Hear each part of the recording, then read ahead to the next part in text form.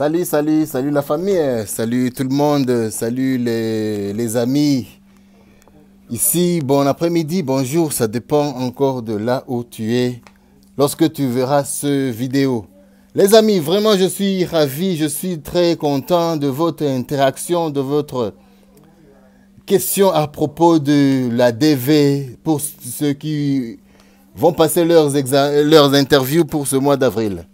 Alors, vous avez été beaucoup à me demander vraiment essayer de nous faire une liste, vraiment essayer de nous faire un petit vidéo des questions auxquelles on demande et aussi voir les réponses.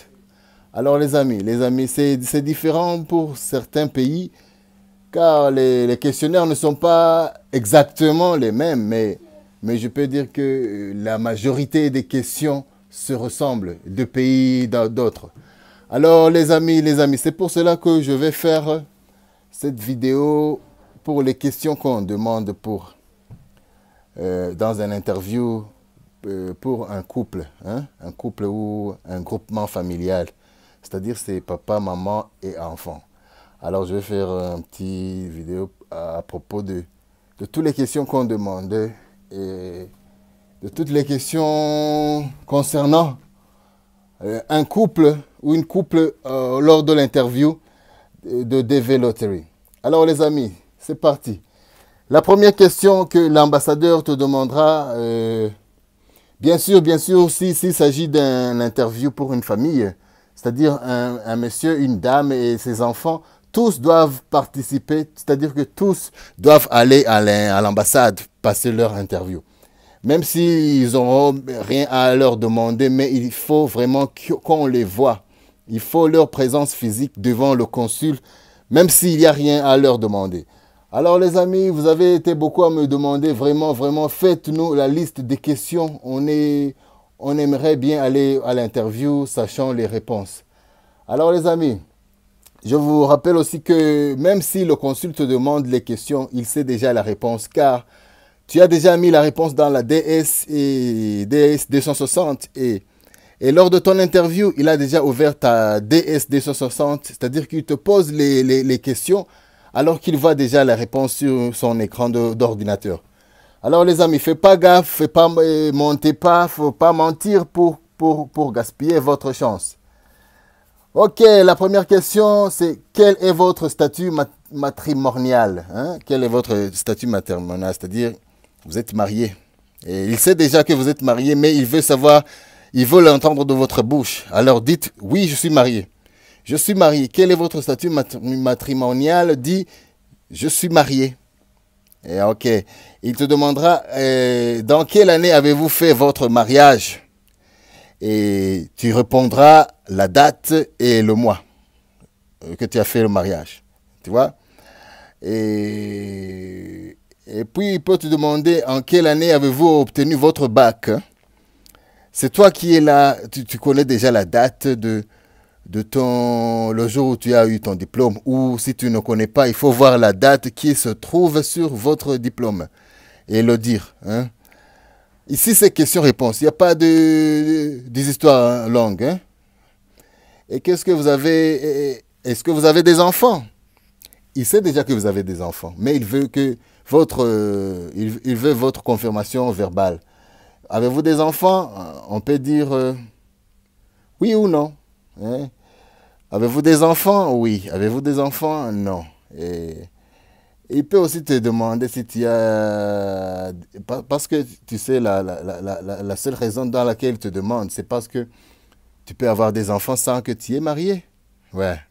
Tu peux avoir des enfants sans que tu aies marié. Alors, c'est pour cela qu'il te demande, tu as des enfants? Ouais, je dis ouais ou non. Et la quatrième question, le consul peut te demander, chez qui allez-vous aux États-Unis? Là, il parle du host ou la personne qui va t'accueillir. Alors, il faut dire c'est monsieur blablabla, c'est madame blablabla. Et le consul peut te demander aussi quel est le lien.